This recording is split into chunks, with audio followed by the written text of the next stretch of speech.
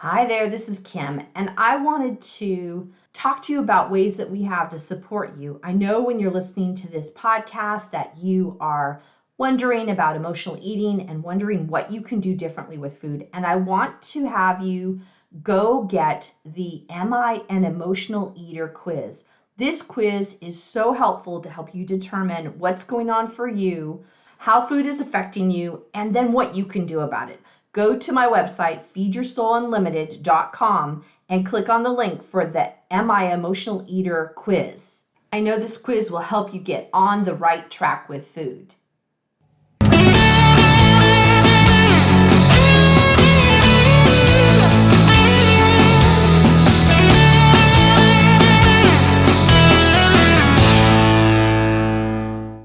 Welcome to the Feed Your Soul with Kim podcast. I am Kim McLaughlin, your host. I help people have peace with food and to feed their soul. I want to help you put food in its proper place as nourishment and increase your satisfaction in life. I am a psychotherapist, a blogger, author, speaker, and I focus this podcast on giving you ways to understand food differently and help you in your relationship with food.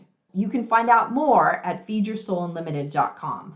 Hey, this is Kim, and in this week's Feed Your Soul with Kim podcast, we are talking about something very timely, but actually I think it's also timeless because we're going to talk about gratitude and why it is so important.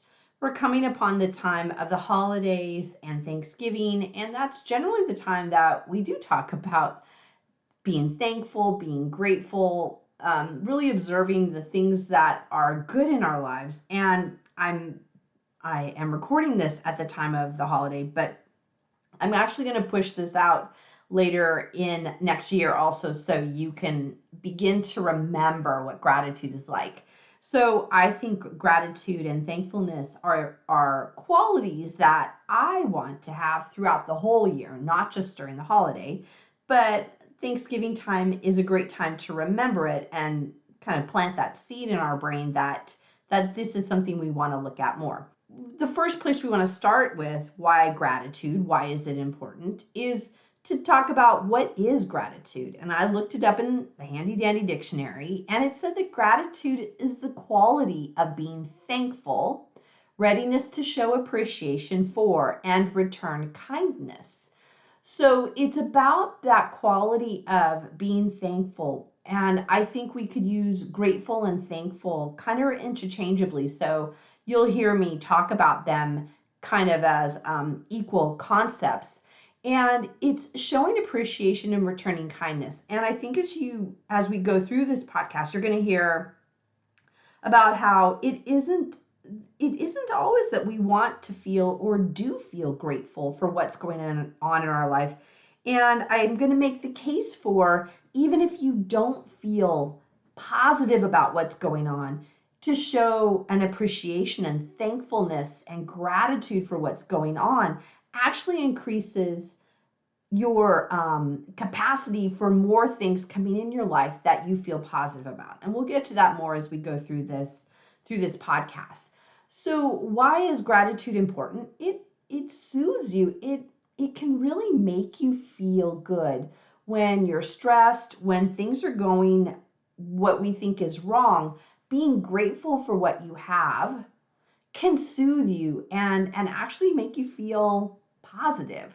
Gratitude also focuses you. It focuses you on what you're happy about or what you like. So I think of this idea that I could see, well, the thing, that concept of, is the glass half empty or is it half full? So we could go with the half empty and have that kind of negative idea or that kind of less than idea, or we could also see it as half full. And that's what I think about when I think about gratitude, is that it's me looking for what in this situation is half full. What in this situation is something that I like, and focus on that rather than on the part that I don't like. And that is one of the great aspects of gratitude, is it focuses you in on what is good about what's going on. The other thing about gratitude is that it energizes you.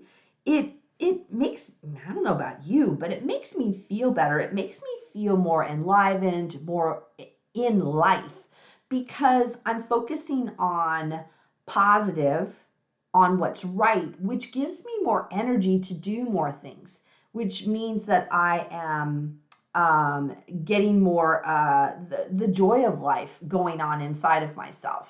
When I talk about, I mean, there are so many other reasons to focus on gratitude than the few that I've given you.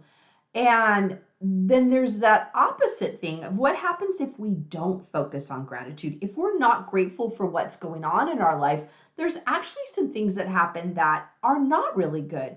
One of the things that happens when we do not focus on what we're grateful for is that we don't feel good about ourselves. We kind of have this poor self-image. I was thinking of kind of like how we can think badly about how we look or our body image or the food that we ate or our weight and not feel good about ourselves.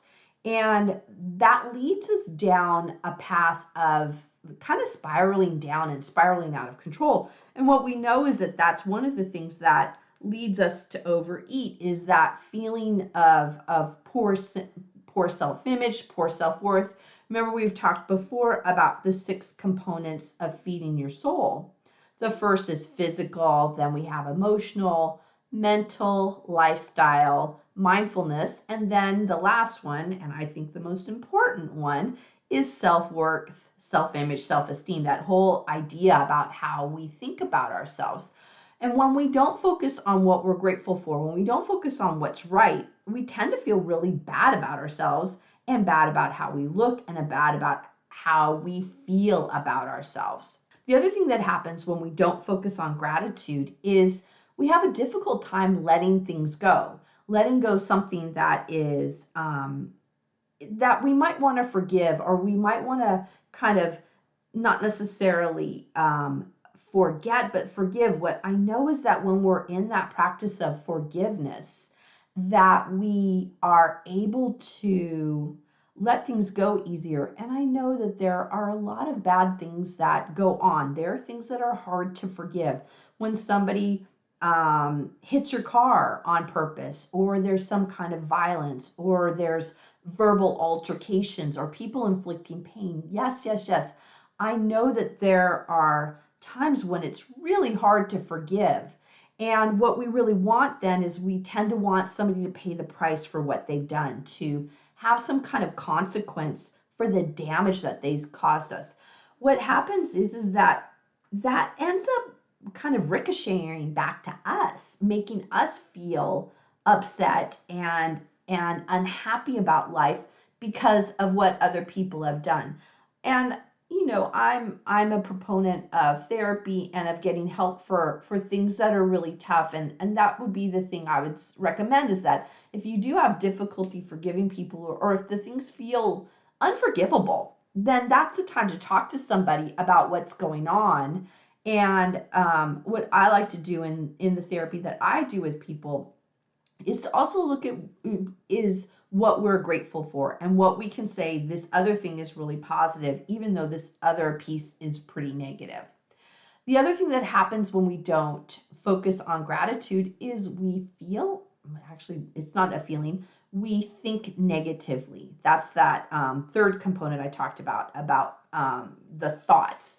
And we can have a negative mindset. And so when we're not grateful for what's going on, we tend to see things negatively. Once again, we can get back to that idea of the glass half empty or half full. And when it's half empty, that's synonymous with that negative mindset. When we're in that negative mindset, there can be feelings of bitterness, ideas of poor self-image, and just not feeling good in our lives, and not feeling happy with what's going on around us. When we talk about having gratitude, there are lots of ways to do that. And I'm going to talk more about that next week in my podcast, about some gratitude challenges, about different ways to challenge yourself to getting into more gratitude. And so we'll go into that next time.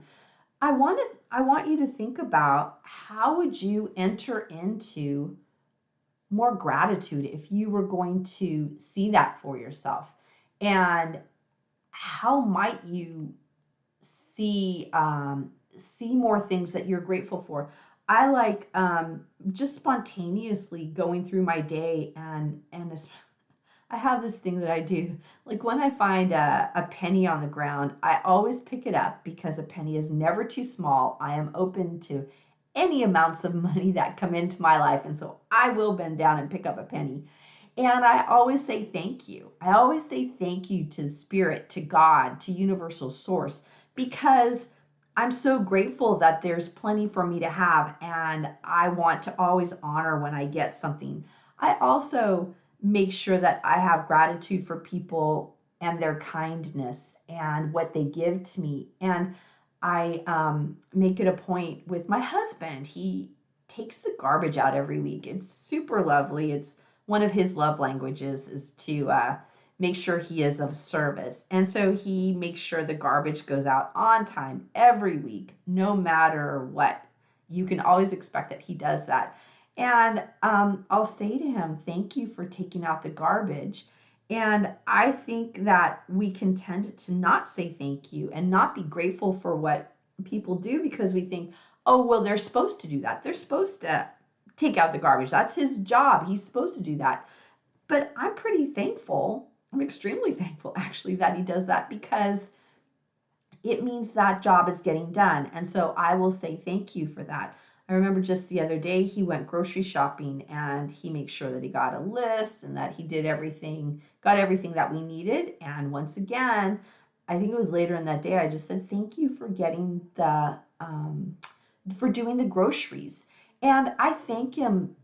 So I want you to think about this. Sometimes what women will do is we'll think that we don't say thank you for these kind of things because he should just do it, or it should just be something that he does. Or if I say thank you, it makes it sound like it was my job and he took something that was my job. And that couldn't be further from the truth when I say thank you. It's me noticing a kindness that you did, even if it was something that you would have done anyway. And it makes me feel good, and it always softens relationships.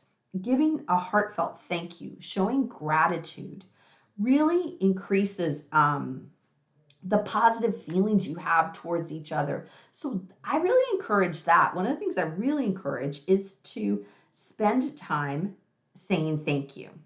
And another way of doing that is not just saying it, but by actually writing thank you notes. We have a rule in our house that we write thank you notes when people give us, especially for birthdays and anniversaries. And when people give us stuff, we write a thank you note. And that has been a really great kind of tradition that we have. Actually, I did that when I was a kid. My mom would have us write handwritten thank you notes. And I know that kids these days tend to write texts. And I just want to give a shout out to writing a thank you note to somebody. And truthfully, I don't do it as often as I would like to. And 100%, I am so grateful when somebody writes me a thank you note. It can be so little of, thank you, Kim, for doing this thing and their signature. But I know how much it takes, how much energy it takes to send out that note. And so that's my other push for you is that start sending out a thank you note. Make that be something that you do that is just showing an expression to somebody that you appreciate what they did.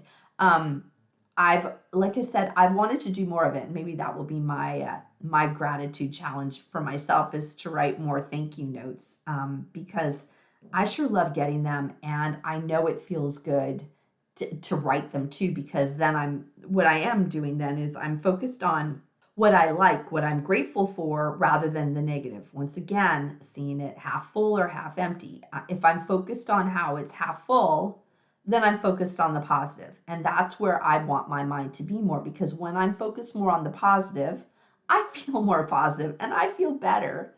And that is what I want for myself.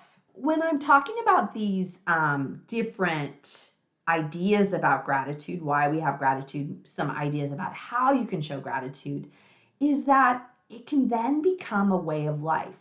And it becomes more this positive way of being, and it helps you and the other person in the long run. It really is another way of transforming a relationship. And I was writing down that it heals relationships. It heals some any negativity that's going on, anything that you don't like. Right? What do? When we're in relationship, we'll tend to focus on things that we don't like. When we're at work, we tend to focus on things that aren't right. There's a lot of reasons why we do that, but it really is this kind of human thing that we do. And I want to challenge you to look at your relationships at home, at work, with your family, with your friends, to see what works, what is good. I promise you, even in the most difficult relationships, there's something good going on. And be grateful for that and notice it. One of the things that happens is that I think these things go on that are positive, that we feel grateful for, but we don't really pay attention to it. And this is what I want to encourage you to do, is to pay attention to it. So gratitude heals relationships. It also deepens relationships because people feel better about you when they see that you've noticed, when they see that you've noticed something that you like about what they've done. It's a very memorable kind of experience to have somebody show gratitude. And so it heals relationships, it deepens them, it also strengthens them. It becomes a different way of being with each other. And that's what I want to encourage you to do. As we go through this holiday time, I am going to encourage you to take beyond Thanksgiving the idea of showing gratitude.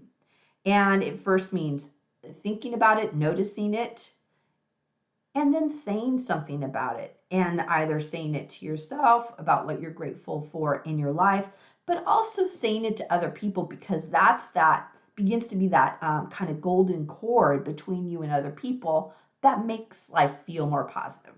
So that is my really super strong push for gratitude and living in that state of gratitude as a way of being. Lastly, I want to encourage you to pick up our ebook on gratitude, and there's a journal attached to it. In the show notes, you can find the link to sign up to get that free ebook.